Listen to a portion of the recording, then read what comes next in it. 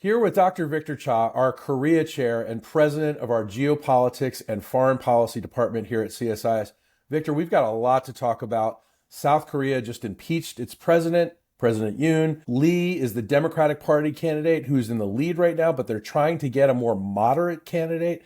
What does this all mean for South Korea, especially in wake of the new reciprocal tariffs that President Trump rolled out on Wednesday?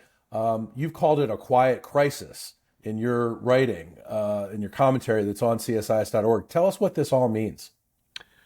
Yeah, Andrew. So last night, the South Korean president, the Constitutional Court upheld the impeachment of President Yoon. So he's out of office literally today. He's out of office.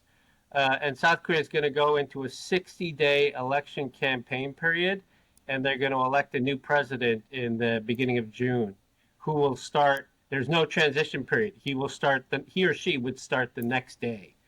And yeah, you're right. Right now, on the progressive side, the DPK party, the leading candidate is Mr. Lee, who is at least 25 points above any of the candidates on the conservative side. Although we're still very early on, we're like in the first inning of this, and so there's a lot more. There's a lot more to go for sure.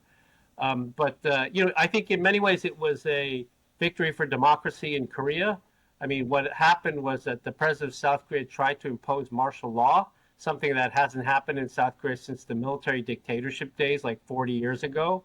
And he was impeached for that. And the Constitutional Court, in a unanimous decision, agreed that you're out. Like you're out. And yeah, it was 8-0, wasn't it? It was 8-0. But what's also important to note was that of those 8 judges, 6 of them were appointed by conservative presidents, right? Mm-hmm. 6 of them were appointed by basically Yoon's side, the impeached president's side, and all 6 of them voted to oust him from office. So it was like a definitive statement, and really goes to show like the strength that like people respect the courts in Korea. They respect the court decision. They respect the democratic institutions. So I think that's good.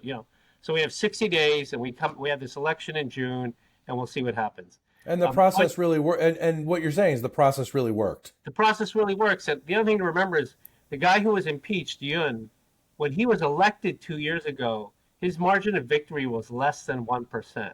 It was less than 1%.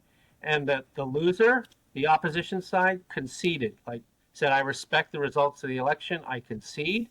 And there was no contesting of the elections, no storming of the Capitol, nothing like that. So real democracy at work. Yeah. So you got to give them credit for that. But like as you said, this is all happening when there is this torrent of tariffs raining down from the United States on South Korea. The reciprocal tariffs of April 2nd, in which Korea is being tariffed at I think 25%. They have a $66 billion trade surplus with the United States, which Trump hates. Korea's got like the 4th largest trade surplus with the United States of Indo-Pacific and NATO countries. Then there's also the steel and aluminum tariffs at 25%.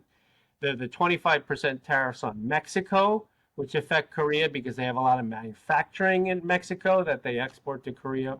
And then there's the foreign auto tariff, right, for all these Korean cars that are being exported to the United States. So it's like a quadruple whammy for Korea at a time when their government, they don't have a government, right? And this is going to go on for another 2 months. So this is why I called it a quiet crisis in the alliance, because we've never seen anything like this before, where you have basically the United States moving at 100 miles an hour and the South Koreans literally stuck in neutral for 4.5 months and then for another 2 months. So, Victor, how are they going to resolve this? How are they going to negotiate with President Trump? Are they simply just going to pay the tariff, deal with the tariff until they have new leadership, or are they going to try to negotiate somehow?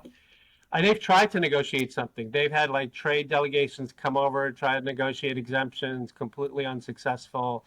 Foreign business leaders are coming over from Korea, meeting with governors and others, not effective.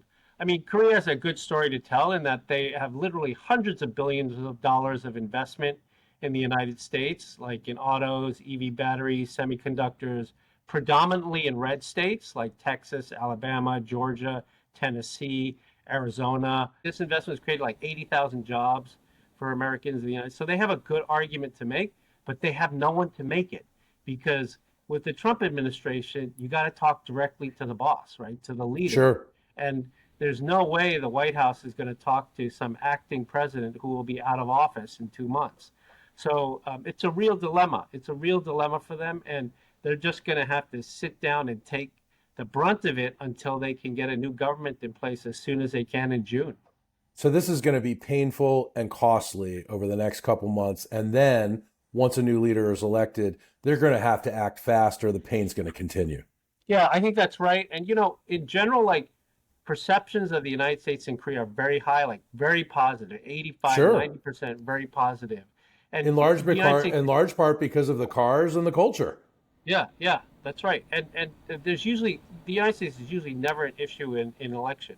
But I think in this election, whoever are the candidates, they're going to be asked, like, what are you going to do about these tariffs? Like, what are you going to do about Trump tariffs? So it'll be interesting to see how they answer that question. Victor, as always, really insightful and really important stuff. Thanks so much. My pleasure.